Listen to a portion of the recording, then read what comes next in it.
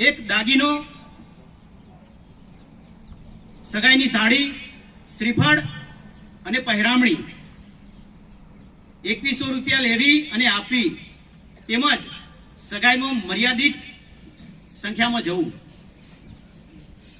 મુદ્દા નંબર 2, દીકરા દીકરીબાના લગ્ન પ્રસંગમાં જુગાર રમવું નહીં કે રમવા દેવા નહીં.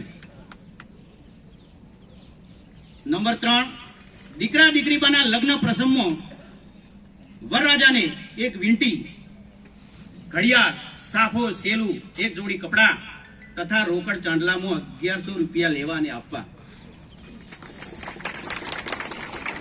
નંબર 4, દીકરા દીકરીબાના લગ્ન પ્રસંગે મોરવીને એક જોડી કપડા અથવા રોકડ રકમ આપવી. નંબર 5, દીકરા દીકરીબાના લગ્ન પ્રસંગે ચોરીમાં એટલે કે મંડપમાં વર પક્ષ થકી જે વરરાજા સાથે હોય છે એ બે જ સખાયા હોય એટલે યુવાને સાથે રહેવું. નંબર 6, દીકરા દીકરીબાના લગ્ન પ્રસંગે 11 જોડી કપડા લેવા અથવા આપવા.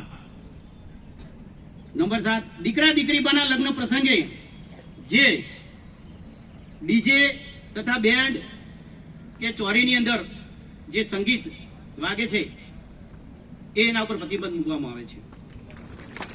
8, દીકરા દીકરીબાના લગ્ન પ્રસંગે આપણા સમાજમાં જે હલ્દી પ્રથા છે એને પણ સદંતર બંધ કરવામાં આવે છે. 9 નંબર, દીકરાના લગ્ન પ્રસંગે જે વરઘોડાની અંદર આપણા આવતા મહેમાનો થકી જે ઘોડ પ્રથા કરવામાં આવે છે તે પણ સદંતર બંધ કરવામાં આવે છે. 10, દીકરાની જાનમાં મર્યાદિત સંખ્યામાં જવું. દીકરા દીકરીબાના લગ્ન પ્રસંગે ઝાંપાશીક સદંતર બંધ કરવામાં આવે છે. નંબર 12, દીકરા દીકરીબાના લગ્ન પ્રસંગે જે આપણા સમાજમાં બારણું રોકવાનું, કોઈ દાગીનો લેવો કે આપવો નહીં, તેની જગ્યાએ આપણી દીકરી હોય તેને મર્યાદિત સંખ્યામાં રોકડ રકમ યથાશક્તિ પ્રમાણે આપવી. એના પછી આપણો જે પ્રસંગ છે મરણ પ્રસંગ, મરણ પ્રસંગે ભાતી લેવી નહીં કે આપવી પણ નહીં. મરણ પ્રસંગે બારસ તેરસ લેવી કે આપવી પણ નહીં. મરણ પ્રસંગે આવતા મહેમાનોને આપણે જે ભાડા ભેટે આપીએ છીએ એ ભાડા ભેટે આપવાની પ્રથા પણ આજથી બંધ કરવામાં આવે છે. નંબર 4, અસ્થિ વિસર્જન માટે ફક્ત કુટુંબના સભ્યોએ જવું, જે આપણા સમયમાં ઘણા સમયથી આ મુદ્દાની ખાસ જરૂર હતી. નંબર 5, મરણ પ્રસંગે જે મિરાણીને સાડી આપવી નહીં એ ફક્ત 20 કે 50 રૂપિયા રોકડ રકમમાં આપવા. આ છે આપણા સમાજનું બંધારણ. આજે આ વડાની તપોભૂમિ ઉપર થઈ આ બંધારણ હું રજૂ કરતો હર્ષને લાગણી અનુભવું છું.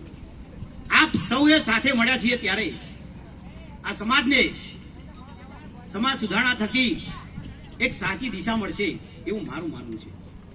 આવનારા સમયમાં આ સમાજમાં, આ રાજપૂત સમાજમાં શિક્ષણનો વેગ વધે એના માટે આપણે કંઈક આજે કરીને સંકલ્પ જજો તમે તમારા વતનમાં. શિક્ષણ થકી સૌ ભણી ગણીને આગળ વધે અને આવનારા સમયમાં દીકરા દીકરીઓ ભણી સમાનતા મેળવે અને આ સમાજને એક ઉચ્ચ દરજ્જો મળે. આપણો સમાજ રાજપૂત સમાજ જાગીરદાર છીએ એમાં કોઈ ફરક નહીં પડે.